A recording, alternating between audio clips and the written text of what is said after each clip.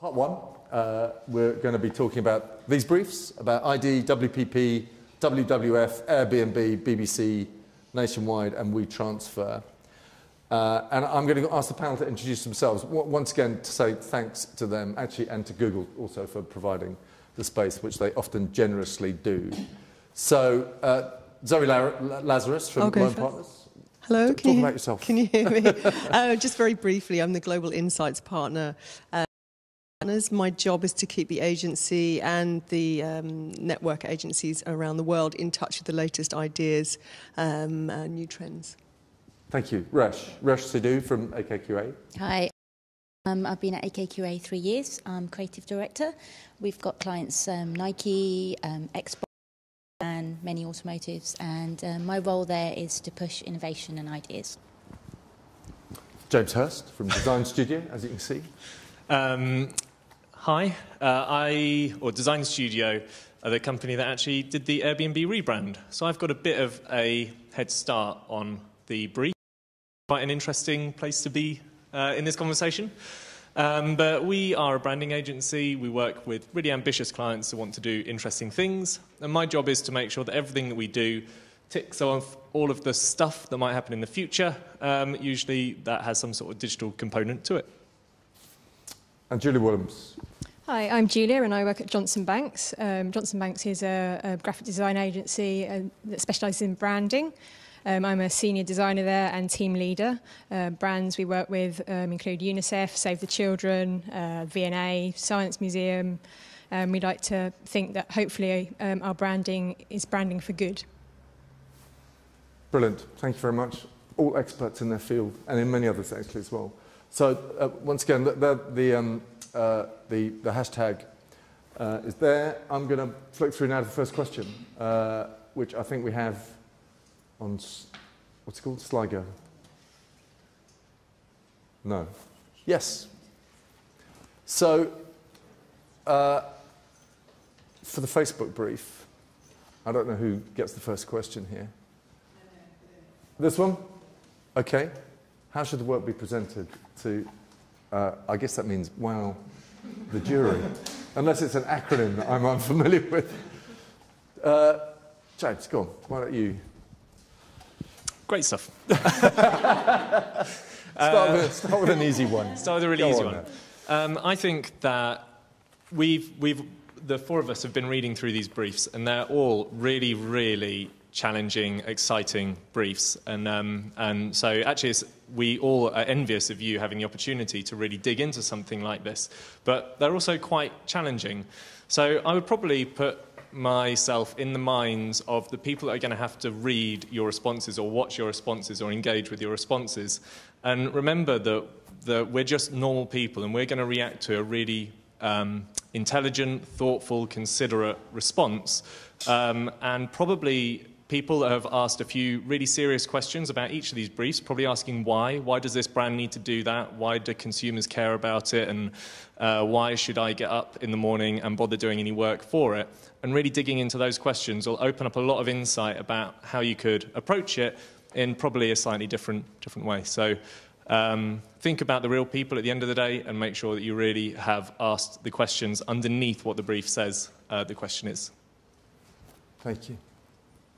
Anyone else like to add to that? Zoe? Yeah, I could just add to that. I mean, I was a judge last year, admittedly on photography craft, but I just think simplicity, clarity, I mean, just general, keep it tidy. It is a design award. Easy to understand. You're right. Think of people having to read lots and lots of, different submissions and the same. You really want your work to stand out. I think sometimes less is more. Yes. I've just been giving a presentation in India about how to turn your pencil into a yellow pencil. And one of the points that's made in that presentation is, although the work you're doing is pretty much all, I think in the case of all the briefs, is for consumers, that's the target audience, real people in a real world. The submission material is actually aimed at a panel of industry experts, and there's a sort of difference. Obviously, there's a big difference in those things. And I think you have to bear in mind, as James said, that the submission material is actually aimed at, you know, highly intelligent people with short attention spans, basically, who are, you know, experts and who are going to want you to get to the point pretty quickly. I think quite often submission films, even if they're only 2 minutes long, outstay their welcome, to be perfectly honest. People are watching a lot of them. And, you know, yours has got to, you know, like good journalism, it's got to have its impact up front, I think. I think that's advice I would give. So, anyone else? Julia, would you like to add anything? Or Get to the point. get to the point. Exactly. Yeah. Thank you for getting to the point. So, good question. When do you know when to commit to an idea is next up? That's a good question. That is a good question. Pass that to someone else. Yeah. Right. Thanks. I'm going to give the microphone to whoever who looks least keen to answer the question. Damn! No, it's a really good one. It's an interesting one. I think it's about do your research. You know, check who your audience are. Do your and we all have it. I mean, I've been doing digital for, you know, a number of years now, and there's that moment where you look at what the audience are doing, look at what your competitors are doing, look at the obvious things, and then there's a moment when you find that killer insight, and it's hard to say what it is in words, but you feel it right there, and you go, that is it. That is the thing that no one else is doing. That's how I can take that idea, that piece of technology, or that little bit of insight about your consumer behavior, understand your audience, understand their pain, find that idea, and it's there. And the true testament to like great ideas is keep finding it.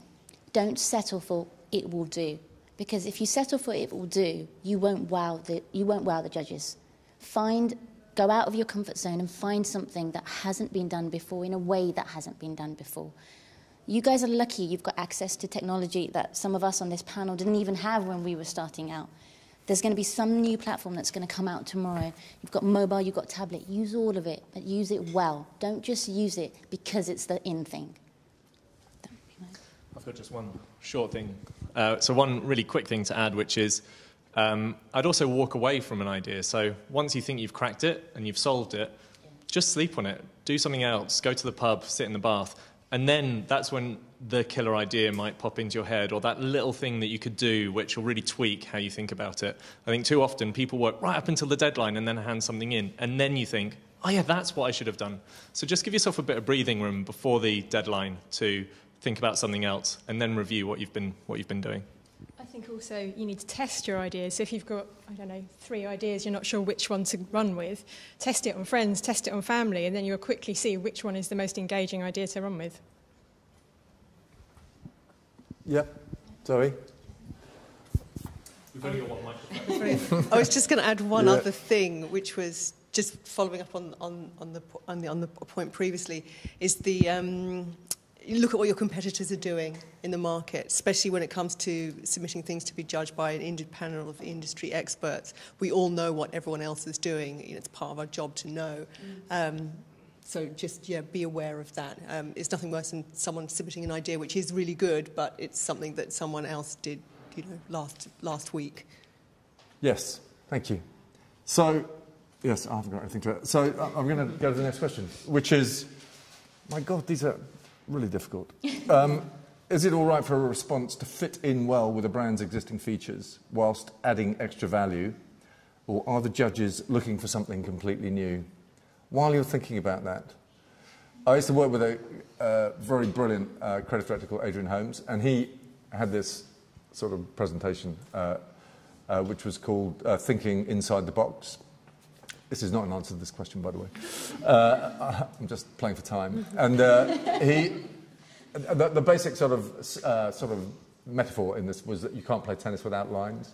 His basic thesis was sometimes the most creative stuff can happen within very, very tightly defined parameters, and actually a good brief, a really good brief, a properly good brief, clear, inspiring, all the things that a brief should be, is a lot better than no brief at all. It's a sort of partial answer to that, I think. So, you can do brilliant things without changing the world, for sure. James? Sorry. No. I think that brands have, we all know what a brand is. In our gut, we get a sense of what a brand stands for, why it exists, and what it offers us. Our job certainly within the commercial creative community is to help those brands amplify that or accelerate that or mean something to certain people that might have forgotten why they love a certain brand.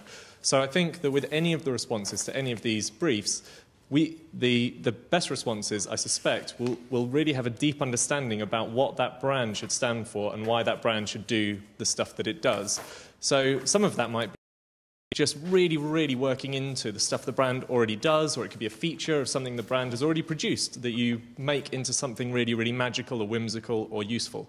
Or it might be saying, actually, this brand could stand for something a little bit different because I've had these conversations and I can back it up with this bit of research, and we can really stretch that brand in a slightly different direction, and there might be a little bit of a surprise. So it's a really tough question, that, because that's sort of getting into real theory about what our role is and our role in the commercial world versus just being artists and just creating stuff that might be nice. Absolutely, very good. Anyone else like to venture on that? Well, Julia? I think it needs to answer the brief, and the client writes the brief. So you can still do something interesting within the parameters of the brand. Definitely. I don't think you need to break it. You can push it, but not break it. Has anyone got a point of view in the audience? Yeah. Airbnb, it's like belong anywhere, I think is their current slogan, and it all kind of has that same kind of proposition of like, being personal and maybe living like a local. But can you come up with a new tagline which goes off that slightly? So it's pushing it, I would say, but not breaking it. So I just need to repeat the question because I'm being told off now for filmic reasons. So I think the comment/question was can you do something new and different for Airbnb in terms of, summing up the brand and endline and so on. Does anyone think about who's Julia? I would say you could run a campaign within a brand, so you can have new lines that target a certain audience. But what does James say about his brand? Yikes. Well, belong anywhere. A brand proposition is a rallying cry for a brand to get behind internally as much as an external message. So more often than not, you'll see these slogans banded around, and it feels quite glib because no one really believes it, and it feels really, really disposable. And why would a bank say that, or why should a solicitor say that? That's not really what banks and solicitors are like. Airbnb is very, very different because it is actually about a community, a global community of people. And belong anywhere is such an overarching idea that I don't know that you would need to almost move away from it, because that sense of belonging is so entrenched with why we join cults, or why we join certain religions, or why we went to a certain university, why we feel like we follow a football club or not. So I think belonging as a concept is something that is so intrinsic to a community, and a community is so intrinsic to what Airbnb does. It would be interesting to see how you would step out of that without sort of knocking the status quo of a community. I do think that the next layer down, underneath belong anywhere, there's an awful lot that you can do, and a lot of different ways that you can push that and interpret that. And that's one of the reasons why I think that it resonates, or has resonated so well within the wider world. And I think within this brief, I'm picking this brief, determining what a community is and what we as a brand should provide for a community is such a tough question, because, and so it's probably defining belong anywhere rather than questioning is belong anywhere right. That's a no then. But anything goes. Don't touch it. Anyone else? Should we move on? Moving on. We've got lots of questions here. Where are we? Okay. The brands are already put out great creative. How do you go about redoing something that's already done well? Actually, it picks up on what you were saying. Who would like? Does that make sense? The brand in question has already put out great creative. How do you go about redoing something that's already done well? You can always make something better. Yeah, I mean that's a philosophy that AKQA has. That's what's made us who we are today. That's what each of you should have. When you see something new and it's been done in a different way, it should inspire you to go back to the drawing board and say, how can I make this better? Have purpose in your design and your execution. There is and seek inspiration everywhere. If you are a graphic designer, seek inspiration in animation. If you are a writer, seek inspiration in movies and films. I do it all the time. I always watch gangster movies just before a pitch, get really in the mood. Just go out of your comfort zone. But we can always craft and execute the design better. It's there, and that should be in your DNA. You should don't even after today, don't question it. You can make it better. Believe in it. Just giving that to James because I thought. Sorry, Jim. Say something. Point of view on that? Always make it better. For sure. There is no endpoint. And it's a little bit like one of the first questions that we had, in fact, about how do we know when something is done. I kind of see that all the more when you see something else and you think, oh, God, that is the most incredible response to something. But then how do you work to the side of it? If you see a really good advert for a brand and you think, yeah, that's a really, really good advert, then what could the environment be? How could they start to communicate the values of that advert internally? How do they make that into something that people want to chant about?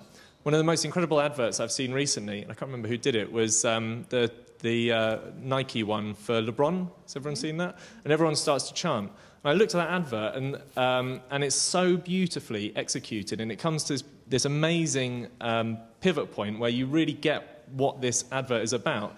And immediately I could think of a gazillion ways that you could start to turn that into something that you give to the community, and you start to seed in and around different cities, and how you might want to be a bit more sensitive in slightly more dictatorial countries around that sort of campaign. So there are lots of different ways of taking something that you really admire and thinking about how you want to explode it, reinterpret it, because brands are big beasts and they need to do a lot of different things at a lot of different levels.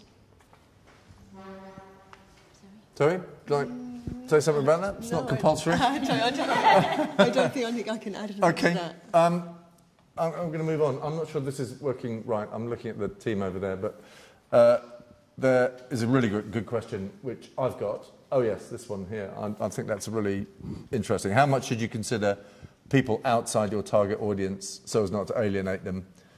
When you have a large target audience, how can you focus down?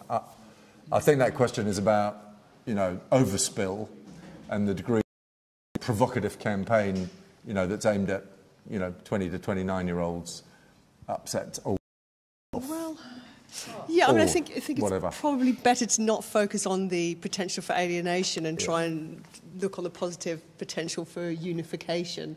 And I think there are a lot of kind of universal insights about behaviour and about consumer culture, which I think, are out there and haven't been kind of tapped into, and they kind of they work equally for all age groups. So I think, best. I mean, if you come up with something and you think, okay, maybe this has a double meaning, and maybe this means one thing to certain groups of people and maybe another thing to other groups of people, then there could be a really interesting tension in that actually could be quite powerful. So yeah, I think try and look for the positive, look at things that unite rather than things that alienate. I think that's a very responsible answer. I can think of examples where actually the campaigners deliberately set out to alienate people outside the target audience because that's made the target audience feel good about itself. Years and years ago, Saatchi did a campaign for Club 1830, and it was on billboards, which is a broadcast medium. Obviously everyone sees it, but it was very humorously offensive to anyone that wasn't interested in going on a Club 1830 holiday, and I think it was pretty successful. So I think there are maybe there's a time and a place for it. Yeah, I think they might have been trying to win awards as well. That is a possibility. Does anyone else want to add to that? James? Well, I just wanted to say something very quickly, which is reading through all of these briefs, or an awful lot of them, have an age range in it. And I would actually urge everyone to challenge that a little bit, because certainly it comes up in client briefs all the time that people say, this is the audience that we need to target, this that we've got, can you go away and make that into something?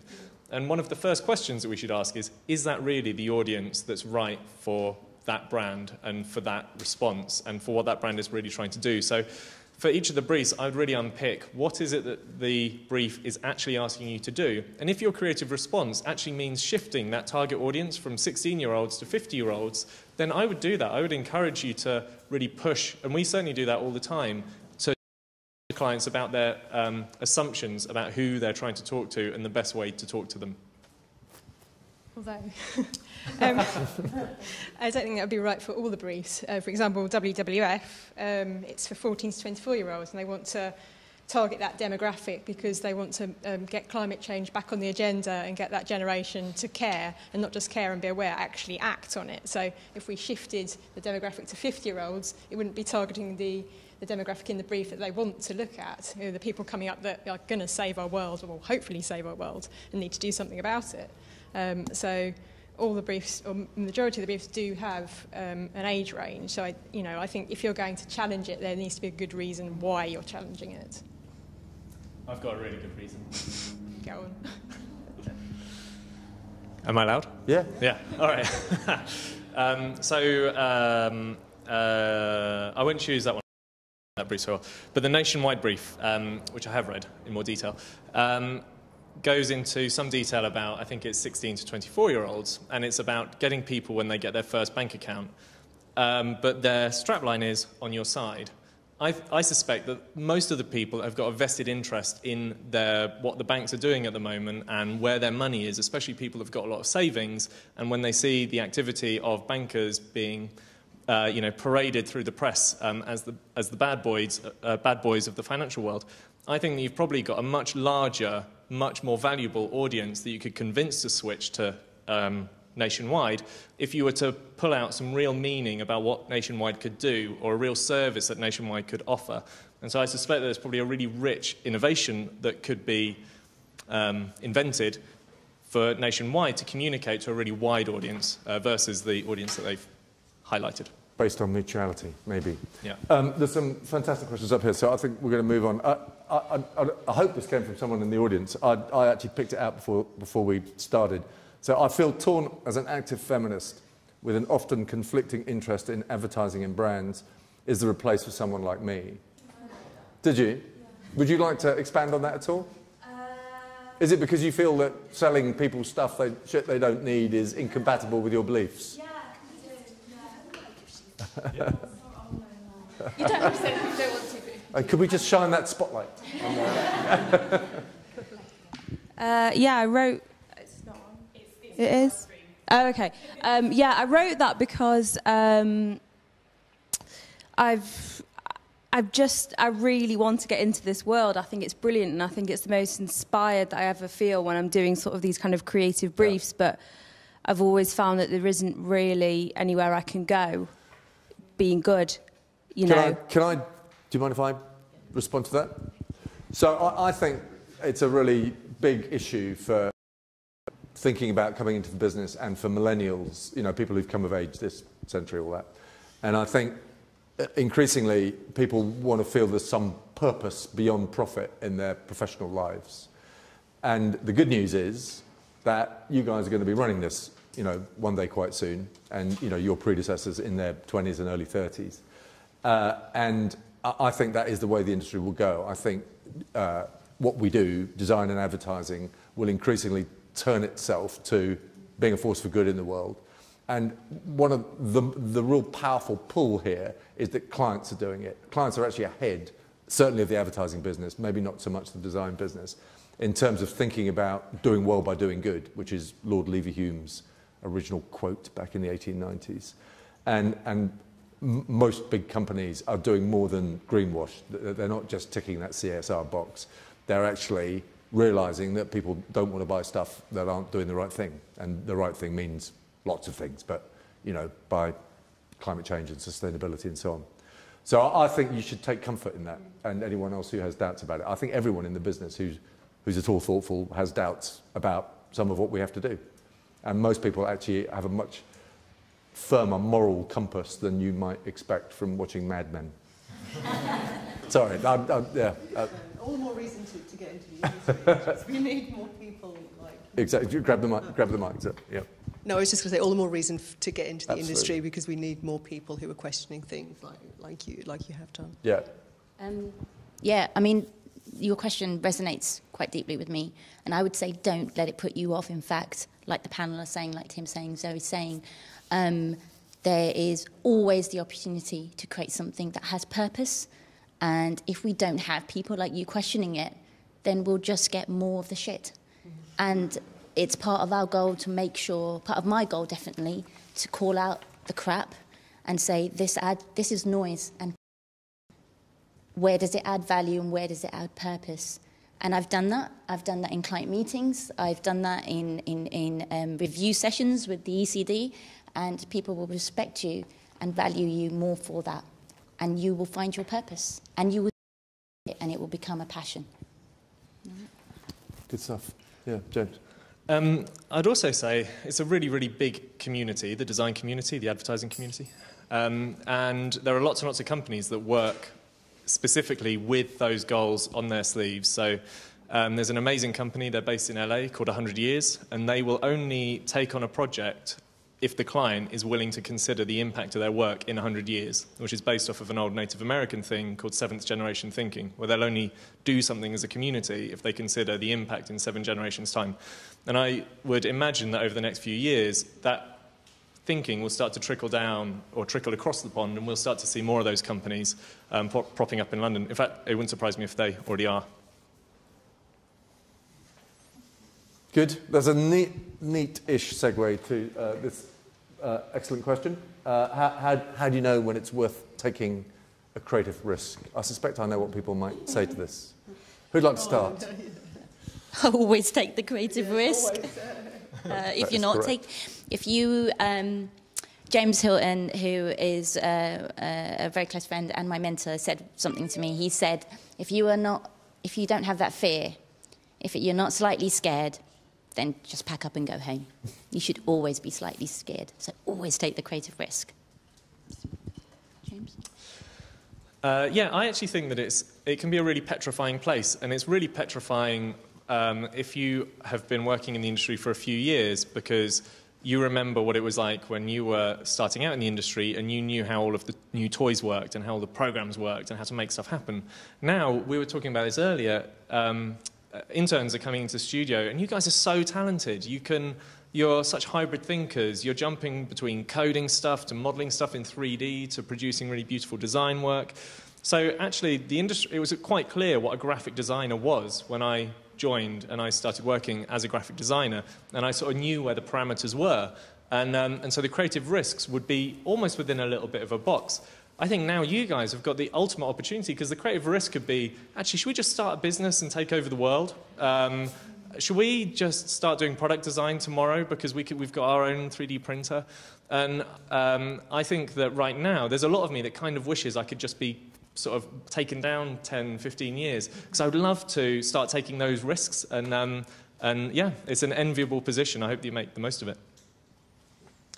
I think definitely take the risk. If you're safe, it's going to be the same as everything else, and it's not going to stand out. So definitely in your briefs, take a risk. Zoe? My old boss, Frank Lowe, had a saying, I don't think he said it originally, but he claimed it, which was the biggest risk you could take is not to take one. Yeah. And certainly in advertising, that has to be true. I mean, the amount of stuff that actually just passes people by unnoticed because it stayed, safe, it's a waste of money.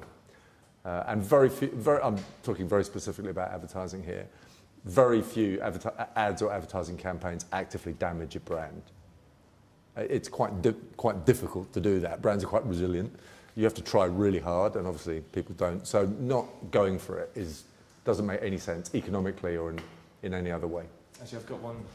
So another little point to the Airbnb thing. I'm sure maybe some of you saw that when the Airbnb rebrand launched, an awful lot drew very direct comparisons. Are we allowed to swear and say rude words? I think so, yes.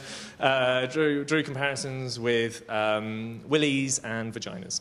And it was one of those moments where when we saw the Twitter storm happen, in your heart you're kind of thinking, oh my God, what on earth has just happened here?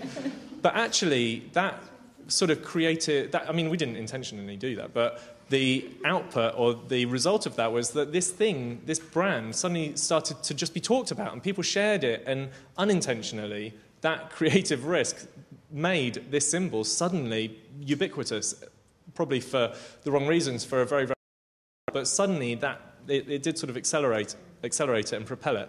And certainly in lots of conversations, I was speaking to one of the guys who worked on the Adam and Eve advert for the Marmite thing, where they go in and they open up the fridges and they're taking the Marmite out, and it's like an RSPCA thing. And people were up in arms saying, God, I can't believe they're making a joke out of abuse. And he said, but how many people would have talked about a Marmite advert if that hadn't have happened? And so those creative risks, they didn't set out to create that furore, I'm told. But that creative risk does get your brand, the thing that you're working for, out there and into people's minds. So that may answer that question. Is rectifying bad press an issue for Airbnb? So does that come from the audience? Who's is that James? Is that you? Yes. Do you want to? Is it?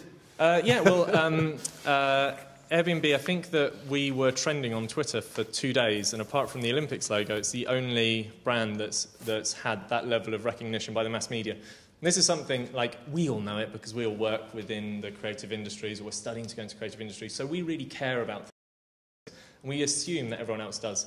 The reality is nobody else cares about it until they see something on the front cover of the Times or the Telegraph, and then you have all sorts of awkward conversations with people.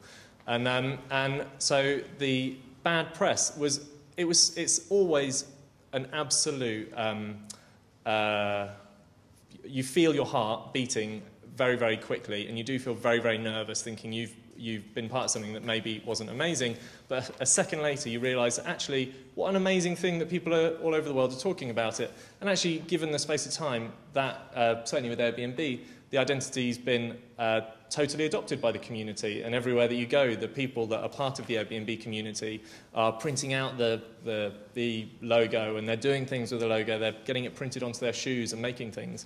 And that's one of the hardest things with a brand, to get the people that work with that brand to love it and really adore it. And that's hard enough if people are paid to be part of that brand. Airbnb, they're choosing to be part of the brand, and they've really adopted it. So all of the ways that people measure stuff, it's been a raging success. And bar 2 days of Willies on Tumblr, it's actually been perfect. Who's working on the Airbnb brief in the audience? Oh, quite a few of you. Do people agree with what James just said? It damaged the brand. On this?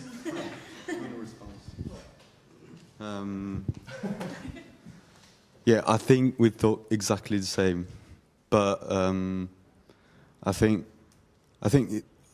at the moment we don't really care about that bad press, and it's quite challenging to see this logo, which is really particular. Like, I don't know if you have seen this video on YouTube, like for the Starbucks coffee logo with the mermaid.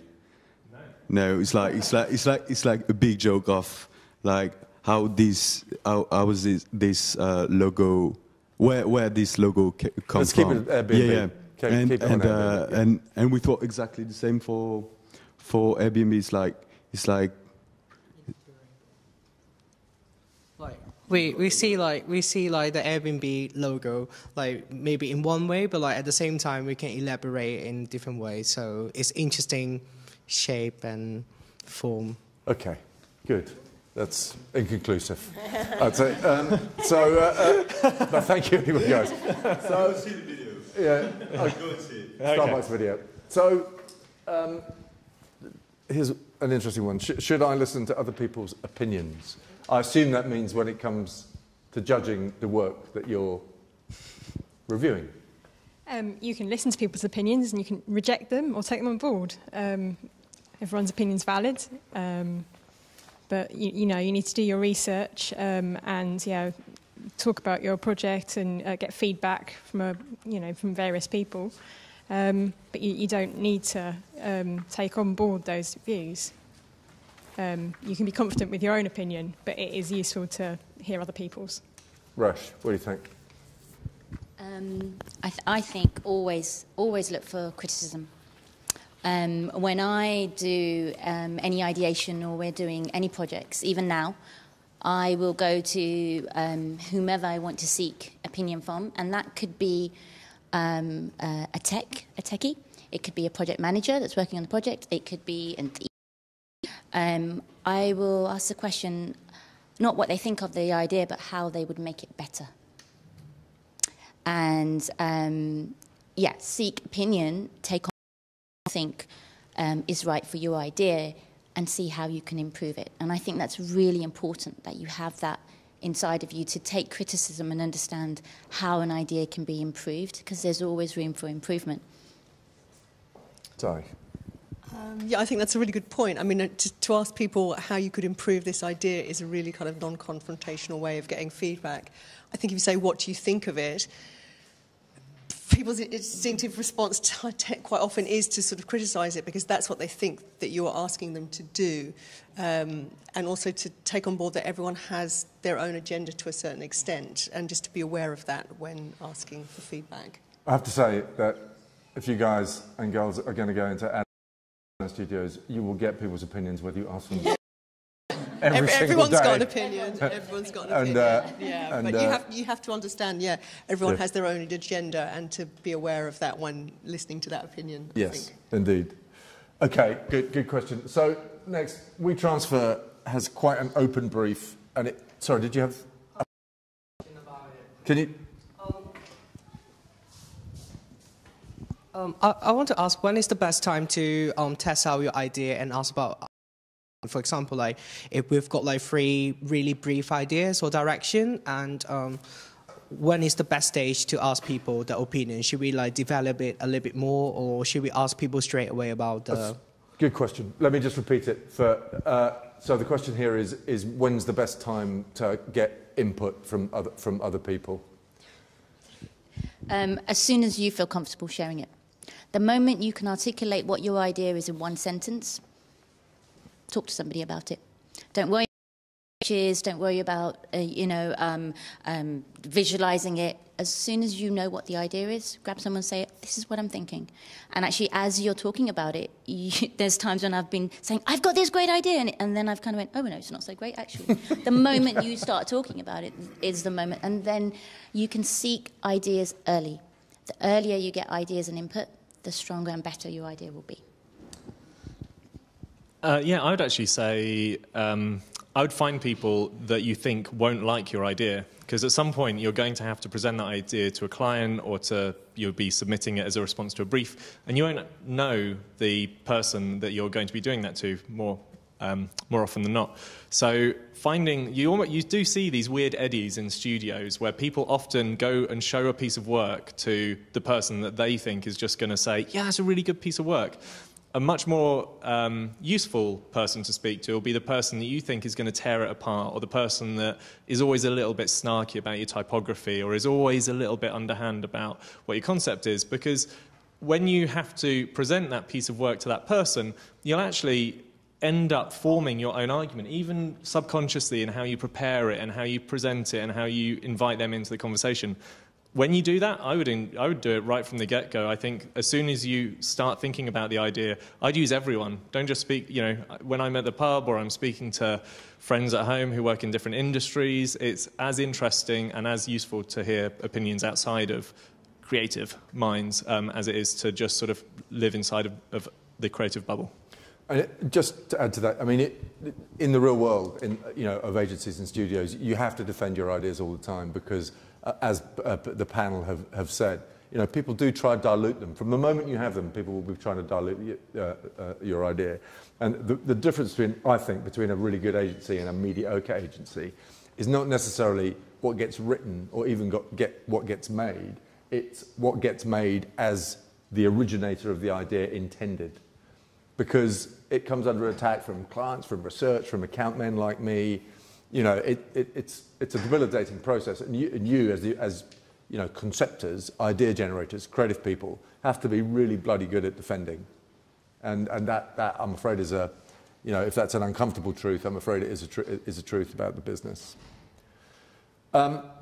So, okay, I'm going to skip that one and go to a specific question. WeTransfer has, I'll go back to it, don't worry. WeTransfer has quite an open brief, and it may seem like a double-edged sword.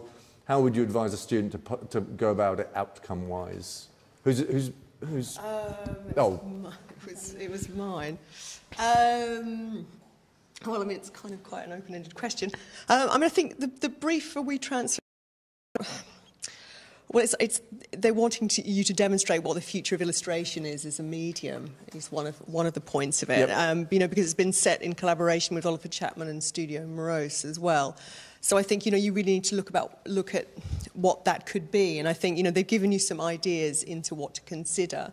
But obviously, as, you know, young students, if you're working in that medium, you should hopefully be thinking about what is it, the kind of cutting edge, the intersection between analog, digital, real and virtual, and trying to be kind of coming up with something that perhaps they haven't seen before. Because obviously you're putting the idea is to envision the person you'll be in the next 10 years using illustration. So not only do you have to think about the person you will be, but how you portray that person. I don't know whether that answers the question, but yeah, I think it does. I think that would be my approach. Highly specific. We transfer a brief. No. I thought. So, considering this, what if I don't win? How can I make the most of having entered? I can answer a little bit of that, which is, you know, the festival and the New Blood Expo and all the activity around it is well worth being part of. But I'm not. That's probably not what was intended by that question. Does James? Yeah. I think that every time you're at the luckiest point in your career, really, because now's the time to cherry pick all of the briefs and the opportunities to start to build a portfolio of the type of work that you want to do tomorrow. Yep. And I would encourage you to do as many of the briefs as you can and to find as many other briefs as you can, and maybe just make up a few briefs, because at some point you're going to have to sit in front of someone and apply. And sadly, we'll only have a very short amount of time to meet you, work out whether or not you're going to sit well, work well within a studio environment, and whether or not your brain and your ideas and your execution are going to add something of real value to the studio. We can learn something from you, or you're a big enough sponge and we can teach you something as well. So the best way to do that is actually just to expose yourself to a whole ton of briefs. You don't have to put them all in your portfolio at the end of the day, but it's better to have 15, 20 projects that you've really, really thought through, so you can choose the best 5 that are right for each company that you end up going for interviews at. Yeah, good advice. Julia, any views on this? Well, I suppose if you don't win, you can use it for your portfolio and build on that brief and change it and make it better. If there's parts of it you think, oh, well, that could have been a bit better, change it for your portfolio. There's no reason to keep it in the way it was presented for D&AD. Rush? I would almost say don't think about winning. Think about the brief. Don't focus on the end point. Focus on enjoying it. If you enjoy it and throw your heart at it and you're passionate about it and you do your research and take the advice of all the panel today, you are going to produce something that is compelling. You're going to produce something that is award-worthy. I think that's good advice. So, yeah, should we... No. I think, yeah, no, very good advice, all that. Is that our exit? Lift's working. Quite sinister. What are the best ways to present the research that you've done that backs up your solutions?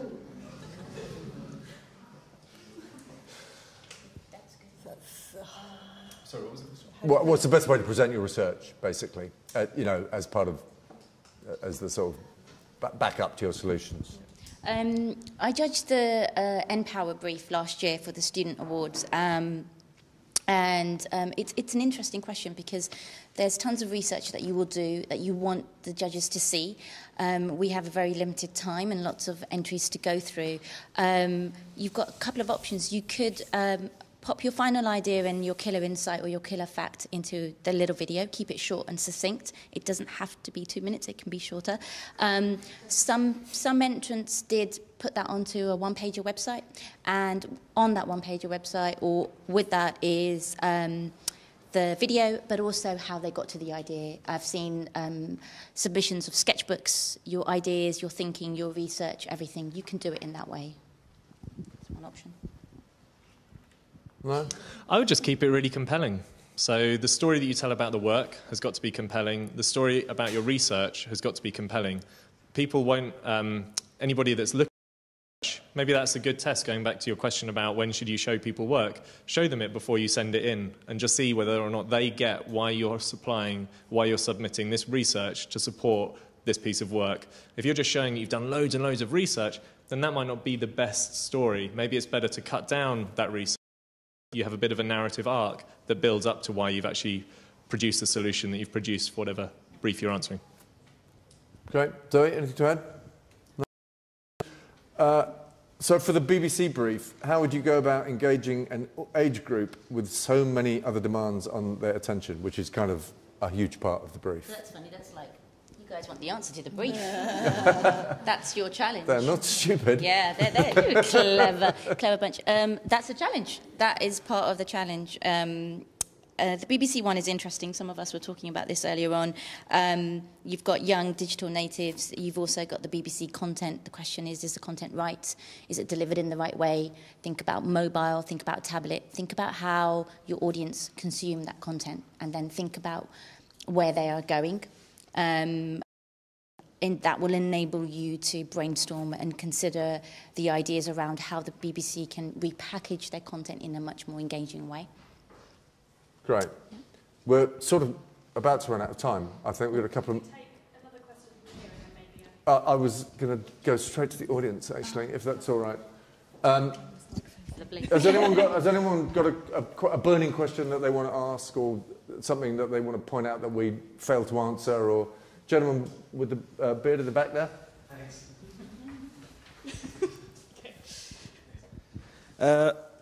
It's going to be a bit... explain it, but how far should you take how should you present your idea when you know you won't have a fully finished product for it? Because we're currently working on like a app/website, but we know we won't have it like a finished piece, just rough like pictures and workings to show how the idea would work. Yep. Like, would that be okay in sense of like presenting, or would it be best to have like a demoed piece for the presentation? Very specific. James, do you want to address that, and then Rash? Yeah, so I think, sorry. The next question could be right over there. I think that we are working up a digital concept. You don't actually have to build it out. There are gazillions of prototyping tools out there. So I would use one of those. I mean, I'm not sure how your particular skills or what it is that you're trying to get over, but if your skills are really limited, there are gazillions of plug-and-play things which will provide a really, really lifelike experience of what you're trying to demonstrate. If you've got a bit of coding ability, there are scripts like framer.js, which is a really, really easy way of building very, very realistic UI things, and that's certainly what we do in industry. We don't build everything before we show it to a client. We actually build lots and lots of small things and show them little bits. Do you think a small demo for the presentation would be a lot more helpful than, say, like a small video showing the workings? For sure. I think if you're building something that is an interactive experience, build the interactive experience. Yeah. Yeah, definitely. I agree with James. It goes with simple philosophy. Don't tell me, just show me. Just show them. Yeah. Think of the story you want to tell. How is the user going to use it? And then tell that story and just play that. And that's the simplest way to do it. Sorry? No? Nothing to add? Yeah. Julia? I think we're out of time. One more question. One more question. Yes, gentleman with the glasses. Burning question. WWF. So, does this work? Okay, the brief, I think it asks for two different things. First one, to raise awareness. Second, to get consumers to act upon what they see. And, of course, I think the latter is far more important. But I see loads of adverts from WWF, which are great, creative, but they don't get the consumers to actually do something to help. And I think that's it's practically an injustice. It's like, yeah, it drives me mad. But loads of people in my class saying, no, it's fine, you can just raise awareness. As long as it's a good creative idea, you could win it. Do you think that's true? We need to wait for the mic. So there's a great advertising creative called Dave Trott. I don't know if you guys have heard of. Yeah, I'm sure you have. He blogs a lot. Dave says there's only two kinds of brief. Either you're raising awareness or you're trying to gain share, i.e. get people to do something. And although it's like nearly everything Dave says, it's a gross oversimplification. It's a very useful oversimplification, I think. So I think you've pinned down a sort of a fuzziness, I think, in the brief, and I think you're right, actually. I think, yeah, that makes sense. I think, though, the ultimate goal is action in the brief. They want to engage people to make them act. It's not just about awareness. So, you don't want to just have people taking quizzes and then that's it. They've actually got to do something. They've got to change their behaviour, cut their carbon, help the world. I think that's relatively clear in the brief, but obviously you've got to be aware before you can act. Okay, yep. I've got just an overarching thing about action and awareness, which is often awareness is generated by unintended action. So I'm sure lots of you were sent gazillions of videos of people pouring buckets of ice over their head.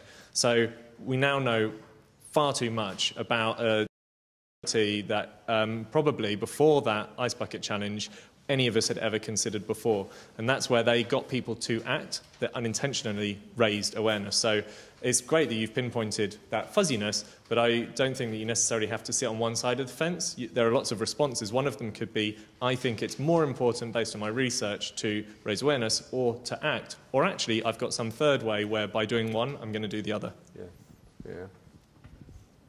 Good. Zoe, do you want to? Yeah. Right. No, we've only got one. Okay, so it's 14 to 24 is the target audience, but do they necessarily have to act as consumers? Can it be maybe when they're older, these people, and they have influential roles in the company, and they can actually change the way they operate? Could that be a way you target them? I'm not running. If you can find a way that, you've targeted the 14 to 24-year-old demographic and then your idea, I don't know, gets them into certain companies to change the world, that would be fine, I would have thought. We are going to talk about the second group of briefs. Facebook, John Lewis, Monotype, Empower, Pantone, TalkTalk and Vice. And I'm delighted to introduce the panellists. Actually, they're going to introduce themselves. So, Ian Wharton is from AKQA. Hi. I'm from AKQA. I'm our group creative director in London. I look after most brands on our side of the business that aren't Nike. So, sports franchises like Formula One and beyond. So I'm covering the Empower brief and Vice, but love to chat about more stuff career-wise and beyond. Yeah, that's me. Hey. Lovely. Kath Tubwell is senior designer at Johnson Banks. Yes, that's me. I'm a senior designer, and Johnson Banks focuses mainly on branding and identity, but usually within cultural, educational and charity sectors. So the work that we do usually has a slant towards doing some social good. Today I'm focusing on the Monotype brief, the WPP brief. Lovely. Craig Oldham is the founder of the Office of Craig Oldham and also a D&AD trustee. Yes, I am. I run my own gig, generally just dick around in the fields of graphic design and advertising. Try and have as much fun as possible, really. Do a lot of teaching as well. I'm involved in the TalkTalk brief and the Pantone brief as well, but equally happy to answer anything, really, and have a go. Lovely. Rob Newland is Regional Director of Facebook Creative Shop in EMEA. Yeah, so I run a team of people, of creatives and strategists across the region. We work with agencies, with clients on really looking at how we push our platforms, both Instagram, Facebook, and as we build out our other platforms with brands, see what the creative possibilities are. So, and we're here with the Facebook brief with Pact, but then again, happy to talk across some other briefs as well. Great. And Thomas Fitzmaurice is a fantastic role model. He is a New Blood pencil winner, and he is D&AD's New Blood board member at the moment. So he serves on the board for a year. Thomas. Yeah, so I'm Tom. I'm from Interbrand, the consumer branding department. And as Tim mentioned, I've come through the New Blood process, the academy, the briefs beforehand. So I'll be covering the John Lewis and WeTransfer briefs today. But I'm happy to talk about anything to do with entries and what they can lead to as well. Lovely. Thank you. Thanks. That's great. We have a fantastic first up question, which is, I've heard you talk about trying to invent something new, but hasn't everything been done before? Who would like to? Craig. Oh, have a go at that. Excellent. That's a good one, isn't it? Is there anything new in the world? I'm a pretty firm believer in if you just come up with something completely original that no one's ever seen, people will just reject it because they'll not, they'll just go, "What the fuck is that?" And Craig did ask about the swearing. Yeah, sorry, I do swear a hell of a lot. We said it was fine, obviously. So get ready. So it's this sort of frog in hot water kind of analogy, isn't it? If you just chuck it in, it'll jump out in straight hot water. If you turn the heat up, then gradually it'll get used to it. I think sort of originality comes from taking things from one world and put it into another, and that kind of cross-pollination is where really new and really interesting things come up, sort of seeing how someone operates creatively in one arena and applying that knowledge through understanding to something else. I personally think that's how you sort of stepping stone your way up to completely new things, really, because otherwise I think they just get... I'm sure someone will disagree with me. Right. Here we go. Disagree. I'm not sure I disagree, but I think the challenge is what's necessarily the benefit of things being completely new. I think emulating stuff that's going on is stuff that's happened in film, it's stuff that happened in art. This has happened sort of across the artistic genres forever. So I think there has been attacks based on this, and in juries around the world saying, like, what's new about it? I'm not sure there's anything radically new about most of the ideas, but it is how we translate them. I totally agree with Craig. It's how you take one thing from one area and translate it into another. I also think from the digital perspective, it's something that we've suffered from, of people trying to push for novelty. And I think it's what's kept digital small, because they've been trying to find what's the small thing to fuck around with, to change, to move. Versus actually looking what's big and fundamental and human about digital. So it's actually one of my big bugbears that we still are pushing for just pure novelty versus something which is meaningful as well. Kath, anything to add? Yeah, I think that usually new things don't suddenly pop up in isolation. I think that they come out of lots of different people working on different things, and then these things develop naturally. I also think that when you're communicating, you need to speak a language that your audience is going to understand. So you're always going to have to be referencing back and referring to things that are already understood. So it's not about always reinventing the wheel. It's really about finding a new way to talk to somebody in a language that they might already understand, but find a twist on it that will engage them.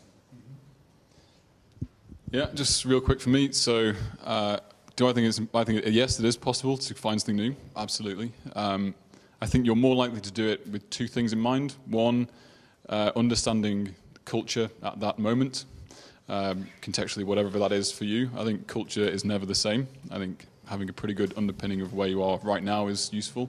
And secondly, I think you're more likely to find something new if you're not restricting yourself to a finite world. So if you consider yourself a copywriter, go out and try and make a film. If you're an app designer, go out and design a game, whatever. So if you embrace this multidisciplinary look at life and culture, you're going to find something new and great. Good. Okay. Tom, anything to add? You? I could piece something together, but I don't think that... No compulsion. I think that's we don't all have to answer every question. That's fine. Moving on. So when you have a great idea, it's easy to have other little ideas of how it can expand, be used. Should we include these in our response or keep focus on the main idea? That's a kind of quite a technical question, I think. I have a point of view about that, but Tom, any thoughts? Well, I think I missed most of that. No, okay. I think it's quite... To what degree do you try and augment the main thought? I mean, anyway. Thoughts? So it was about you to answer a brief and make sure that we're thinking about the main big idea and throughout. Yeah. So I think that the way I would attack any brief is to try and think, if it's not got one simple idea that's kind of carried across throughout, you're going to lose the target audience quite easily, because it needs to be simple to digest, and being able to pin back, even if you start scattergunning ideas, to be able to pin it back to a core idea that you can then kind of pin back in. Yeah. It'll make things a lot more easier to then present and give forward to an audience, for them to digest a bit easier. Absolutely. I think this is also a question of idea and execution. So it's holding one great idea and then looking at how it can be executed and find the strongest execution. I mostly like the confidence of choosing one route versus coming in with 2 or 3 ideas that you could possibly deliver forward. So having that strength of conviction in, you know what, we've looked at lots of things, we've tried lots of directions, but actually this is a great idea and this is how we would execute it. I think that it shows confidence in what you're doing. I've got a little live example, actually, if you don't mind. The Black Pencil winner, New Blood Black Pencil winner last year, was a fantastic idea called Green Switch, which was about altering the Google search algorithm, as it happens. But it deservedly won a Black Pencil. I personally thought it went one step too far at the end by wanting the whole thing launched from the International Space Station. I thought it sort of slightly went off in a different direction. There was quite a good reason for it, but maybe that's an illustration of a little bit of augmentation too far. You look as if you guys are familiar with the idea, but anyway, that was just. I've got a we can move on, Craig, if you don't want to contribute to it. Should we move on? Kath? Ian? No, let's move on. So this is a question to each of you, actually. Starting with Ian, which brief would you choose to do and why, if you were in these guys' shoes? Yeah, so mine would be super easy, actually. I'd go straight for WWF. And there's a reason for that, is because what it's effectively looking at is how do we challenge our complacency towards caring for this planet. It's probably one of the top 2 most difficult things to try and solve in the universe right now. Naturally, I think we gravitate towards the middle somewhere. I'd go straight in and go for the most difficult one. If you solve it, holy shit, you're probably sitting on $1 billion idea and one that's going to save humanity. So fucking go for it, right? That would be mine. Yeah. I had a couple of favourites, and when I was a student, I used to quite often do more than one D&AD brief at a time, just to keep it kind of varied, and you might not have to enter them all, but so the WPP brief, the movement for helping girls education through technology, I think that's a great one. That's live as well, which adds all sorts of extra dimensions to it. That's a complete branding brief, naming, toolkit, everything launch. So that's something you can really get your teeth into, and it's a really great cause. I'd also really like to do the Pantone brief. I think that one's really, really open and could be really kind of esoteric, or it could be really functional. I just really enjoy the way that brief is written and is kept open. So I think that one would be fun. Nice. Craig? I'm going to go home. I would probably do the Talk brief. For similar reasons, really. I think it's completely wide open. But I think it's also I think it's an interesting situation where all of those kind of companies that offer what Talk offer, it's just there's only price, really, that separates them. You can have whatever fucking colour you want and do whatever you want. It's not really going to change anyone's mind about what, and everyone just goes for price. And I think that's a really interesting thing to sort of get under the skin of, to sort of say, actually, when you take that off the table, what is there actually to say? What is different? What is interesting? And there's a sort of empathy there. We all hate it when the broadband goes tits open. It's so frustrating. And those, getting on the phone to them and all that. I think there's just a really, really interesting human way into that brief, but equally it's wide open. And I kind of like that challenge, really, that kind of humanity to it. See how it affects people. But that's me. Rob, good, yep. So this is not our brief. I mean, yeah. It can be your brief. I mean, there's a rather fantastic brief from Facebook. Just saying. I suppose what's interesting about that is also part of the point on this was working with PACT, working with a small business, working with a startup. There's a tangible product. There's something that they're trying to solve for. They're trying to get distribution. They're trying to get awareness. So I think there's something really interesting in there. This isn't just a massive platform that you're just trying to shift forward. There's an actual business challenge, and they're a brand who are going places and they're doing a fantastic job. I love the WPP brief. My challenge on it would not to look at it necessarily just through a Western lens. Look at what you can do through feature phone. Look at where we're going with that. Look at sort of how the distribution of feature phones around the world, and the possibilities of actually what are we doing with audio? What are we doing with actually? So don't just think sort of driving for smartphone piece. A third one would be the BBC brief, which I think is just a massive challenge and it's pretty exciting. Tom? There are a number of good briefs that I would probably have entered this year. Vice stuck out quite prominently for me, but I think the one thing at that point in time I'd like to take a crack at would have been probably the WeTransfer brief, just because it sticks out as something that you can have an audience for it. You have your whole really show what you are as a creative in that brief. So you interpret what would I be like in 10 years, and that could be really kind of realistic and grounded, which could be quite humorous, or you can really exaggerate that to the point you want to. And you can use that through any of the mediums, whether it's advertising, sort of for magazines, anything really. So I think I'd like the idea of no set medium and no set audience. Great. Quite free. Great. So I have a specific question for Craig here from Declan Keane. Is Declan in the audience, or has this come through another source? Show your face. So Craig, do you think designers should show their quirks and human side more? Do you think this attracts more clients than it puts off, or vice versa? I think you definitely show who you are. If you lie to yourself, you're absolutely knackered from the start. You know, I always sort of say to sort of students and graduates, from a complete point of view, in terms of trying to find a studio you might want to work in, you know, it's about people. You know, you have to be able to get on with people. Your work and how great you are is yeah, of course it's important, but it's not 100% of what gets you a job. It's like 10, 20. You've got to, you know, you work with people all day long, so if you pretend to be someone else, you're going to fucking hate your job. You've got to be yourself. You've got to find people who like what you do, who do the work that you want to do, and who can make you better. So if you lie to yourself from the start, what's the point? What's the point? So I think you just need to be honest with yourself. And I think it is good to have a bit of personality, especially in design. It can be really easy to sort of hide behind aesthetics or principles or whatever. I'm not saying you shouldn't be principled, but... Cutler and gross glasses. Each to their own. I think it's vital. Yeah, I think it's vital. Good question. Anyone else going to weigh in? Ian, have a point of view on that? Yeah, I mean, kind of related for me. So I think naturally, if you're in the communications industry, your personality, your way of working can be matched better with some brands than with others.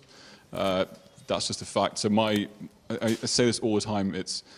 I waste as little time as possible making things you don't want to be known for, right? So if that's your filter, making things you want to be known for, you'll spend no time making the shit you don't want to be known for, right? So it gets easier to do the more you get through your career. But if you really focus on what am I going to be proud to be known for, then there should be a match between what you're working on and the way you work.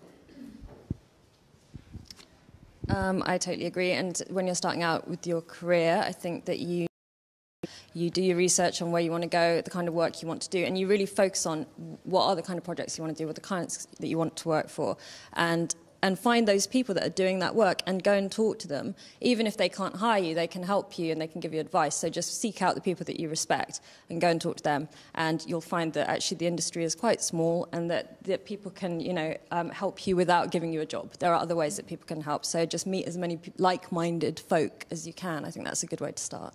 People in general, I hope you found this in our business, in design and advertising community, are quite generous. If they like being asked for advice, and I really do hope you have found that out. But if people are generous with their time in general. So we move to a very specific question. So for the monotype brief, the brief says that the campaign needs to be typography-led. How much imagery should I use in responding to the brief? I was your looking special at that subject? one. I was, this is one that I've been given to have a look at. As far as I can tell from the brief, you're not supposed to be using imagery. You're really supposed to be focusing on the typography. I think that you could probably be a little bit flexible about that, but read the brief carefully and focus on the fact that this is about not about type design, but about use of type. And so you might want to adapt or design your own bit of type for this, but I think this is more about seeing how much can you express about film without using any imagery. And in a way, I think this is as much a copywriting, it could be as much a copywriting brief as it is a typography or graphic design brief. So you're going to really want to do your research about your subject matter, about the director who you're focusing on. Watch all those films, read the scripts, really think about the language, then think about appropriate typefaces in terms of era, in terms of emotion and themes. There are lots of ways to approach this, but I think because it's a monotype brief, probably focus. Don't go off taking photographs, but you might be able to sneak a little bit of symbolism in there, I'm sure, and think and colour and shape. But I think this one, the challenge is to break the usual way that film posters are designed, which are always focusing on the characters and the setting. So really thinking about how words can be used here. Tom, anything to add to that on the monotype brief? You don't? I think I agree that you should try to avoid maybe photographs, videos, and things like that. And the addition of symbols would be able to be put in if you consider them as almost an expressive point of punctuation or something within there. So you might be able to modify typography in a way that could be louder than just letters, but I think trying to keep it narrow will actually have a really beautiful result. To try and keep that just down to the choice of typography and execution will probably yield better results than trying to embellish it with additional pieces anyway. Great. I think you're saying, Craig, any thoughts on that? Sorry, just diving over you. Yeah, I think film and typography have got a pretty intrinsic link with one another. You get directors who will only use certain typefaces, and you'd think, being visual people who work with words and images, but not necessarily typography, that'd be the last thing on the mind. But directors like Woody Allen hate title sequences. They just show the title of my film and fucking get on with it. Whereas other ones really, really use them. So I think it's an interesting. I think it's an interesting brief. I think there's things you could do to challenge it.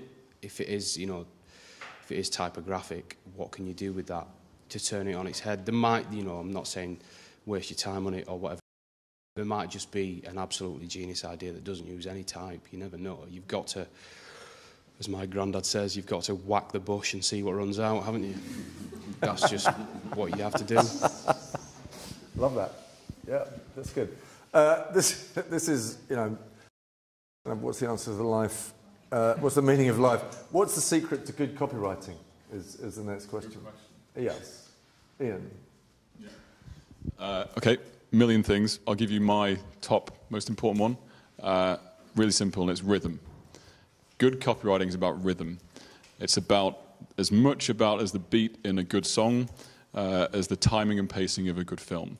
When you've written a line of copy that has incredible rhythm, it's the most natural thing to say out loud, and it feels like one of the best things in the world because you've made something from nothing. I'm as much a writer as I'm a designer, and that feeling when the pace is right is the most brilliant thing. So that's for me. And the only way to figure that out is to write down the damn thing and say it out loud. And does it sound natural? Do I sound like a twat? Does it flow? Does it not go into the next thing? All these things are important in life as well as copywriting. But yeah, rhythm for me. Then you know it. The trouble with rhythm is I think you have it or you don't. But that's not to say you can't be it, but be damn sure to have an appreciation of it. Yeah. Rob, any thoughts on that? Yeah. So I would say I think rhythm's exactly right, but I think simplicity. So it is as how simple can I be with this? How to deliver as much value as possible. Really pushing yourself on not being verbose. Really pushing yourself on what's the simplest way I can say this. I really hate work that comes across sort of with great pomposity and arrogance. I love the simplicity. I love people who think in a really reductive way. And I think that's some of the strongest, most powerful copywriting I've seen. The two pieces of advice that I've always remembered, not being a copywriter, are spend the first hour writing down all the puns you can think of around the subject and then throw them away. and the second thing is, which I think is a serious piece of advice, is if you're particularly pleased with something you've written, kill it. Because it's called, Kill Your Babies, it's called. We could develop that anyway. So moving to John Lewis, what's more important, the packaging practicalities, sustainability, or making the packaging reflect the brand? Does anyone have a special love for that? John Lewis? Thank you, Tom. Yeah, for so the John Lewis brief. This is a brief I covered. So I think that out of those three, it's always got to come back to the brand. So you can think about solving sustainability problems and everything else, but it's always got to come back to the brand message. You can do one of those things, but you can't do like one way around. So you can always get the brand message right if you work at it, but if you just try and force the sustainability before the idea or the brand message, then you get problems because people still need to connect to that brand initially. So I think I'd prioritise the overall brand heart and brand message first. It is in this brief to consider the sustainability, and obviously there's a lot of things that we can put into that, and I think it is relevant for this brief, because John Lewis to me does scream that it's kind of conscientious. When I think of other department stores, it's a little bit more down to earth than a few others, while still feeling premium and ahead of the curve on certain aspects. So I would probably the brand message first, and then see it, if you can fit the others in, that's right. But to not think that that's the aim of the piece of work. Okay. Any further thoughts, Kath? Are you familiar with the brief? Yes. Yeah. I think that the sustainability issue has to be considered now. Probably with all the kinds of briefs that you're getting, these things need to be thought about carefully, whether they're the focus or not. I think when you're talking about a D&AD kind of new blood brief, it is open and you can just go and do something. You know, you can go to that less practical zone if that's how you want to do it. But I think it's something that should always really be considered now. Great. Anything to add? No. Moving on.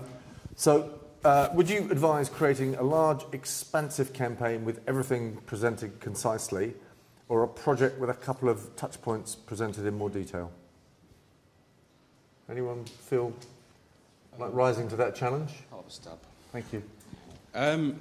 Is this sort of particularly honing on how to present the work? I think so, yeah. It's about balance, isn't it, in terms of, yeah. Yeah, I mean, it's the portfolio thing, isn't it? It's sort of storytelling, you know. If you have an idea, what is the most effective, sort of simplest way to communicate that idea to someone looking at the work who has absolutely no idea what they're looking at, you know?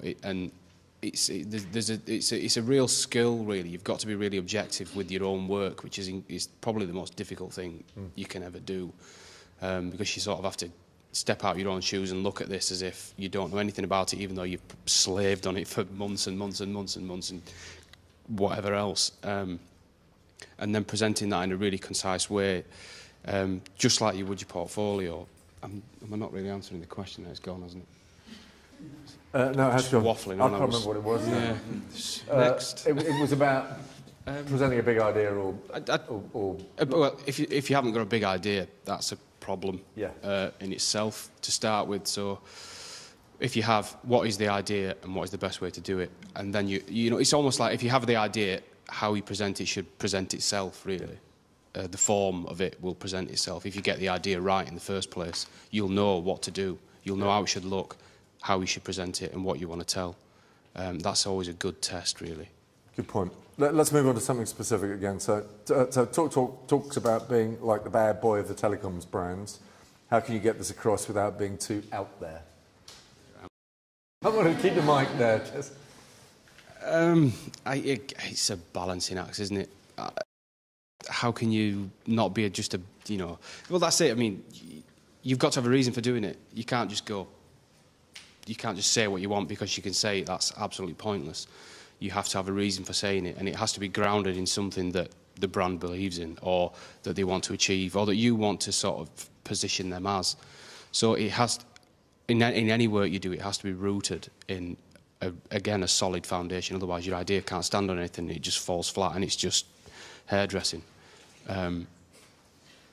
So, yeah, I mean, it's pretty hard to not just go, oh, I've got a really great idea, and then do it. But you've got, even if you post-rationalise the hell out of it, you've got to have a reason there, I think. Yeah. That would be my tip for balancing that. Ian, Rob, got a... I think the question is about how you avoid...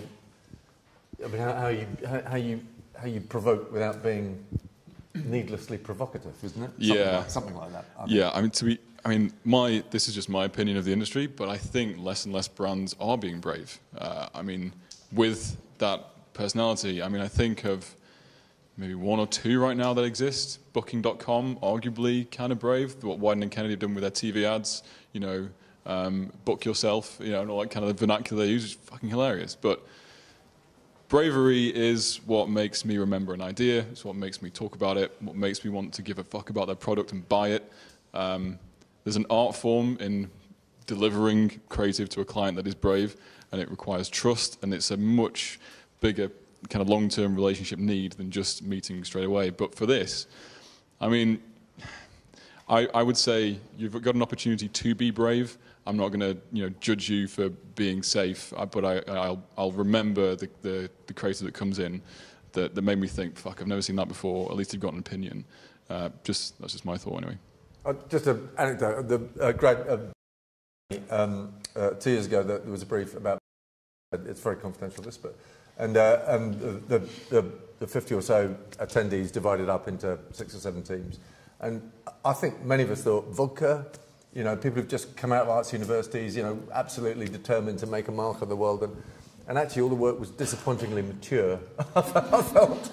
So I think you do have the opportunity, because you're not making work in most cases for the real world, to go for it. And that my advice, and I'm looking at the people who've actually the experience of sitting on judging panels, will be, hang it out there. Really, I mean, if the brief even half asks for it, asking for it, basically, that would be my view. So moving on, unless anyone's got any wisdom to add wisdom to this. If I want my design solution to be a physical product, how can I visualise it for someone without making an all-singing, all-dancing product? So I guess that's about presentation. Kath, any thoughts on that? I think there's loads of ways that you can visualise your product. It really depends on what it is, and you can build something physically and take some photographs. Shop it. You can make an animation or some kind of 3D rendering. It really depends what it is. I think what you've got to focus on is that judges, and this also applies to showing your portfolio to other people, people are really lazy and they just want to get it. And you need to just show something and explain it in a way that people are going to understand without having to look at all your sketchbooks and go through all your research with you. So just make your idea really clear and find the best way to visualize it, and think about how would you understand this if you didn't have any background on it, and that's probably the best place to start. Rob, any thoughts on that? Sure. Step back to being a client, and the simplest way of getting anything sold through is by making it tangible. Like, it was just, I would take that question and probably say, I think you have to challenge yourself for the best way of delivering it, and if it is by making a model, then make a model. Because it was always the easiest thing to do, to put down a can of Guinness in the middle of the table when I was working on Guinness and say, that's what it is, and it was sold in seconds by coming up with concepts, coming up with whatever. It's unclear. You're helping people along your journey, you're helping people to your vision, you're helping tell your story. Make that as clear as possible, and find the most articulate way of doing that. And if it's building something, build something. Yeah, good. Tom, anything to add to that? Yeah, so I had an experience with an interview where I'd gone in there without a physical model of a packaging brief that I'd done in my second year, and they'd pretty much it, but just really want to play with it, we want to interact with it, we want to mess around with it. And in that sort of instance, you can't show all aspects of something in one image. You would be better off having a model. started going back to create those. And I don't think anyone expects students to always have like it's hot off the production press, but to just have something that looks a bit more considered, that you've actually gone that extra step to actually make it. And you'll see a lot more faults in your design that you can like commend if you actually make it as well. So if you're creating a physical packaging design, loads of things can look great in visuals that just actually won't work in production. So you need to prototype and rebuild things, I think, so that then when you show it to the client, you've got the confidence to say this works and this looks good. Very good. Because I don't like the next question, I've gone off-piste to the unapproved questions. And Nathan Matthews asks, who would win in a fight between a bear-sized koala and a bear-sized bear? Any views on that? No, let's move on. We'll move on. So here's the question, though. That's Nathan's moment of fame there. So here's I think this is a good question. Are we getting judged on just the idea or the presentation too, with particular reference here to the Vice brief, actually? Anyone like to talk about that? Ian? Yeah. So more than anything, I'll just draw you to a benchmark of mine from past D&AD student winners. So 2 years it was for a BBC brief, and it was an entry by Josh Ogden, who's actually sat over there and works on my team. And the reason why he's on my team is because of how he presented this work. And it's called BBC Suitcase. The work, because that is a damn good benchmark of how you should present an idea. And there wasn't loads of bullshit. There was no insight this, idea that. They just made a film that, to their credit, challenges the production of most production houses in Soho. And they budgeted it together. It was fucking brilliant. So that, more than anything, just find that as a reference. And that's what makes me remember work, and that's how I judge work. I think it's a complete balance, basically. I'd say your fantastic idea might get completely lost if you don't present it correctly, so make sure that you're communicating what that idea is. Yeah, it would be awful for someone to totally misunderstand because it hasn't been presented in the best way to communicate the idea. I'm kind of going to go against the grain, although I kind of do get what you're saying. It is incredibly frustrating when you can't tell what the hell's going on, but I'm a bit of a nosy sod. I really like to just delve in, so I am much more about the idea, and if it is an interesting idea, I will give it more time. Even if it might not be the best presentation or the best articulation of it, if I can kind of get some sort of gist out of it, that might be enough to sort of pique my interest a bit, to find a little bit more. Sometimes the slickest boards or movies or whatever just turn me off, and you just think, I've seen this a million times. Even if it is a good idea, you can go the other way. You can simplify too much. If you've got a mad idea, then it's going to be mad, isn't it? So I've kind of embraced the chaos a little bit. Sometimes it's just, just a point of view, I guess. Rob, Tom? Yeah, I'm somewhere in between, just for the sake of politics. But yeah, I think great ideas are great ideas, and that's what's going to evoke a jury. That's what people are going to respond to. That's the thing that opens the heart. The challenge of just beautifully presented stuff, I agree, can be like, what are you hiding? But to Tom's point in the last answer was, have you gone through everything you can possibly do to make sure that when you get to that point, it's as well articulated as possible? Have you strength tested it? Have you looked at it from every angle? Have you been rigorous? So have you arrived there having made the appropriate effort to want to win? And you can see how people, as they step into those rooms, as the work comes through, you can see the effort that comes through. Great. Oh, go here. Yeah. Grab the mic. Yeah. In terms of the presentation, I think that it's a mistake to try and make your work look like it's come from a professional agency. I think that this is new blood, and when you're at college or when you're starting out, that's when you can really push things and really push the brief and really challenge and do whatever you want, because it's not for a real client. You don't have to conform to certain things. So it's not about like a real piece of work. You don't have to create the brand guidelines, but make sure that you're clear about what it is you are saying. Yeah, that's great. Is anyone sitting on have an urge to ask, or should we go? There's a good question here on the Empower brief. So if no one is, I'll come back to you. Okay? Yep. All right. Cheers.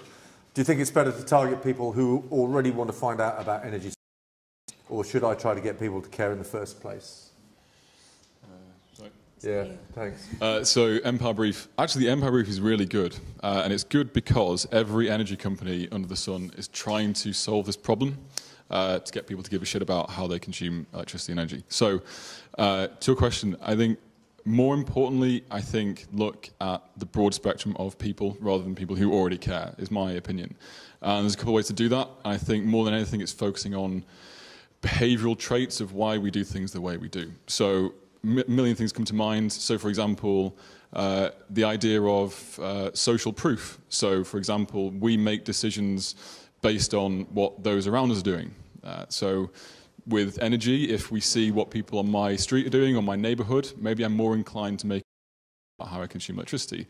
There's a concept of, personal investment. So the more I'm involved in the creation of something, the more willing I am to be loyal towards that thing. So give me some say in how I consume my energy, however that is. And then the other one is energy as a whole is a hugely daunting task, and we generally don't really digest daunting tasks well. So break it up into small pieces. It's called chunking. All this is behavioral science shit. Just Google it. But that, taking one big daunting task and breaking it down to 3 or 4 little bite-sized things, it's far more likely people will get engaged, sustain it, and complete that action. So look at the broad picture and focus on behavior. Great. Anyone? I'm going off piste again here, folks, but I will come back to you. But I like this question. So, what does a New Blood Award win represent to the judges? What would a winner mean to you guys in recruitment mode? Come on, I love it.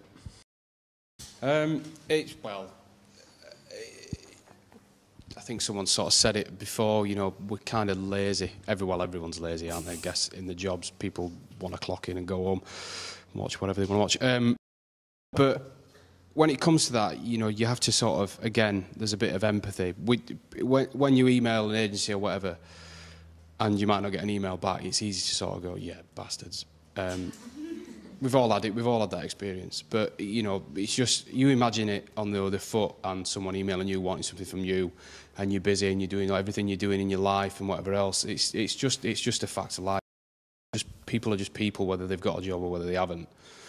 So when you're being in that mode and you're working, someone winning a New Blood is instantly a cut through straight away. It's a recognised symbol of this person is shit hot.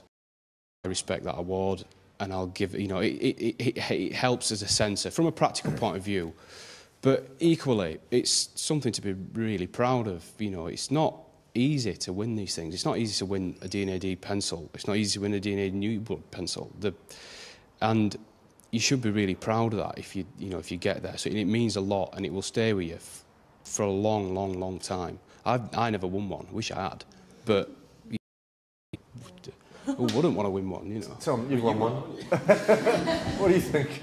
I think that from the standpoint of what you'd actually, and the experience that I've got after receiving mine, it just opens a lot of doors and opportunities, and some of those will come from just the endorsement, and they'll also actually come direct from just links that a lot of agencies have made early on with D&AD, and it's given me some placements that I possibly wouldn't have had any responses from before, to just put my feet in deep in different jobs to really kind of get an idea for how large offices work, small offices work, types of people that work within different types of agencies.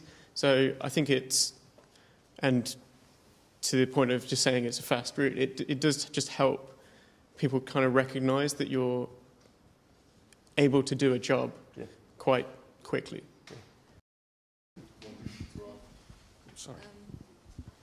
I see absolutely loads of PDFs from students every day, and lots of them are terrible, but there's lots of fantastic talent out there, and you can tell within, first few slides of looking at a PDF, to be honest, whether you're interested in the work. When people that have won New Blood, they have fantastic portfolios, and that's the level that if they've won, that means that they're good. And that's pretty much how it is. The same with the professional awards. It's really hard to win, and the judging is taken seriously. And so, yeah, you should be extremely proud if you're nominated or you win. And it usually is a sign that the rest of the portfolio is going to be amazing too. Super quick. So just real quickly, so I've seen this time and time again, year after year, probably for the past 5 years or so. D&AD student winners are thrust into the spotlight. And great things happen from that moment on, but one thing definitely happens is you will get offers from 2, 3, 5, 10 agencies, who knows, of people who want to get you. And every year I get more or less the same question from the 2 or 1 or winners, whatever, is how do I know what's the right decision? And I always give the same feedback, which is there's no wrong decision. You just have to decide on something. The wrong decision is indecision. We end up in this holding pattern, and this happens throughout life, but in your early career, if you get 10 offers, there's no wrong answer. Just make a decision and get in there and do some work. Rob? Yeah. I also think what it does is it shortcuts. It's a really strong shortcut as you step in that door. Being chosen, fantastic. Step in the door. I work in a very meritocratic environment. Like our boss is 30, right? And he's done all right. And so it's really important there that it's a piece of belief. People can walk and go, okay, great. And then when things come out of your mouth, it's just that first thing that people go, great, they've got something great to say here. They've got something great to contribute. And it just opens people's ears. And it means that immediately there's a level playing field. And I'm quite sure that wherever you go, you can shake up that environment, and that's fantastic, and that's completely the role as well. And so I'd use it as a time, I think, like Tim said, use this as a time to demonstrate how far you can push briefs, how far you can push things, how brave you can be as well. And I think that's totally then rewarded as you step in through the doors as well. Great, that's good. So going to a very specific question. So what do you, as judges, want to see from an entrant, from a vice entry, besides the final ident, and how much personality should appear outside of the final product? Yes, is that you? I don't quite understand the question. But yeah, no, I kind of get it. So it's damn hard, actually. Yeah. So if you watch, I mean, I actually wasn't all that familiar with the content up until very recently, and it's, you know, it's an incredibly brutal and hard look at life, the series in general. This is my problem with it. Does it glorify these people, or is it telling a story about them? Is in glorifying the wrong kind of way. So whatever the ident is that you choose to do, whether it's live action or motion graphics or whatever, for me would have to strike that balance of, am I glorifying something that is not great in this world, or am I just telling it in an unbiased, genuine way? Damn hard brief, but hopefully that answers the question. It's finding that balance between the two, I think. Anything to add, Craig? No, okay, no. So here's an interesting one. I think what people will say to this. Is collaborating cheating?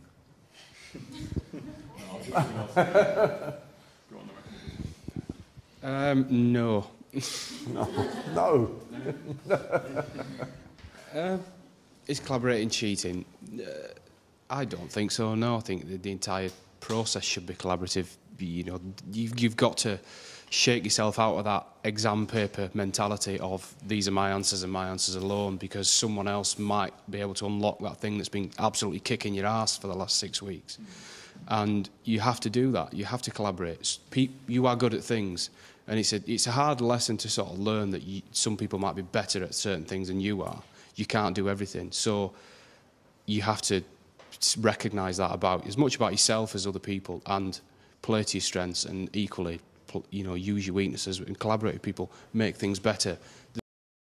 2 words are better than one, because they fucking are. Yeah. Rob. This is the thing that I'm hugely passionate about. I think that no one can see my work kind of mentality gets you, on a limited number of occasions, you can crack something amazing, but it's like a viral video. Whatever, it's a unicorn. You don't get them. The best thing then is therefore choosing who you collaborate with. Finding that you've got the right people to push you, find you've got enough stretch, and collaborate with people who don't seem logical to collaborate with as well. So this isn't just people who are your mates. It's not necessarily people who you agree with. And this all sounds very obvious, but it's so easy to gravitate towards people who are nice, and who'll be like, oh yeah, it's great, well done. Yeah, maybe it can be blue. But actually what you need is someone to really, really push you hard, and then someone else to push you hard. And it's having this process, but then knowing when to stop, and being able to call time on that is really important. But having that openness that it's okay that ideas come from other people, and that might be the genesis of something, and it might be you might take 90% of it, you might take 10% of it, but feel happy to sort of push ideas around. I collaborated when I was at college with Julia Williams, who was in the first session, and we got hired together at Johnson Banks, and we've been there ever since. So I'm definitely in favour of collaboration. We still work together, although we lead our own projects entirely now, but we still collaborate on certain things. That experience was very useful, being able to work with somebody else and in groups, because when I got into the real world, I realised that you can't be precious about your ideas, and you have to chuck them away, and you have to let other people have the better idea on top of your idea, and that's how you get to the really good results. And so the more earlier you can learn that, the better, I think. But yeah, finding the right people to talk to, definitely. Yeah, I think this is pretty much building on top. But I think that if you are in a collaborative mode, you'll get through your bad ideas faster as well. So it's very easy if you go out on your own and do an idea that you'll just kind of fall in love with it and then run it far too far before somebody tells you that it's not right. And if at that point you're too precious over it to actually bounce back and improve your design or your work. So I think being open to other people's opinions, even if you're not directly collaborating with them, getting people in to help you with your work at certain points is always going to be beneficial. And just be open to any feedback from anyone as well in your work. Good. Real quick. Yep. Thanks. Just a practical note. Well, nothing good in my career I've done in isolation. Not one thing. But secondly, I know historically there have been teams of 5, 6, 7 that have entered the New Blood. I don't know if that's changed, but just one real quick tactical thing is when you're in a group of 3 or more, make it really explicit who's done what. It's very difficult to hire a group of 5 people all in one go. And it's sometimes, there's people who carry everything on their shoulders and people who just ride the wave. So be explicit in who's done what and make sure everyone's contributing. It'll be easy to get a good outcome at the end. Great. We have a question from the audience. I was thinking, like, sometimes some ideas they are really appealing to people in the industry, but they're not really appealing to the public. So I was thinking, like, for D&AD, is it more important to be appealing to the judges, or is it more important? Good question. Yeah, who would like to take that on? I think that is a good question, actually. Partly because I don't care. I think if we're doing our jobs properly, then we ought to be thinking like the general public and thinking about the audience that this brief is aimed at. Of course, there are always those nice little designer jokes and the type gags and things like that, and we all love them because we're in the club, but I don't think that's how you should kind of base your ideas around that kind of thinking, really. Craig, you've got a point of view? Always. Yeah, I guess what you're getting at is that kind of design for designers kind of thing, or whatever, you know, as you're saying, type jokes and that. It's like there's a harsh reality in the industry that you don't have to like it for it to work, and that's a lesson to learn, because it's fucking painful if you have to put something out that you're not happy with, but it actually works. You know, the design for designers thing, it's pointless, isn't it? It's just a feedback loop of nonsense. You can do some really good stuff with it, but again, I always come back to, you know, self-initiation. If you're going to do that, which is what all design for designers is, it's you either learn something from it, so teach yourself from the process, as in, I've never done web before, so I'll design this site that gets designers involved in this. That's one thing, but you learn from it. Or do it the other way around and allow people to get something from it. So at least it has some sort of good, even if it is just in your industry. But don't just do it because you want to do a poster with your mates. 'cause it's kind of there's no real point in that. Rob, got a thought? Yeah. Again, I think the key word in the industry at the moment is relevancy, and I think that's true for awards as well. And you're looking at who you're talking to, and maybe you can talk to multiple different people because there are lots of people out there, and maybe it's how things are framed, so that it's relevant. And I genuinely believe great design work cuts through. So I think it's also not assuming that people are idiots. It's assume the best in people as well, and understand that they're going to respond to quality. So I think understanding that, understanding who you're talking to, having a fantastic insight, like it's what great work's always been built from, right? But that relevancy piece is going to be key, and then we'll stand out, we'll make this step forward, and yeah, when it lands, we'll make it work as well. That's good. Don't give it to Tom, because I've got a specific question for him at the end. So, Ian, have you got a... No, yeah. I mean, one thing I would say is the best and most admired advertising agencies have always done their best work on big clients for mainstream consumer audiences. And that's how you get to be admired, doing real work, not, little bitsy things for, 12 people in black T-shirts in Soho. Tom, this is the final question. What was it like on the Academy, and was everyone a yellow pencil winner? Firstly, I'll answer the second question, because it's the easiest to answer. There were many people who I could either get in through nomination, winning, or as a wild card through the exhibition. So there was varied and a collective amount of people, and I think that the first thing that the Academy did really well was to kind of like squash egos of how those people got in. It was an equal playing ground of very creative and strong, successful young designers and creatives. And the Academy as a whole is incredible. It sounds only small with 2 weeks, but from the experience that others had in my year, you get to sample so many different things and so many different standpoints that you probably would never have thought of doing in your own natural education, because it's adjusting to lots of different disciplines. You can actually see that I went in being purely graphic design and then having a very narrow idea, and it actually widens up your idea of creativity as a whole a little bit. So you're not just thinking of, oh, what have I studied for the last 3 years? In those 2 weeks, you're actually learning about what everyone else has been learning and what you actually find new passions about. So I think, to sum it up, it's just so much more expansion of what you thought the creative industry would be like in a short period of time. Great. Good. We're out of time. I'd really like to thank the panellists. I thought that was really fascinating.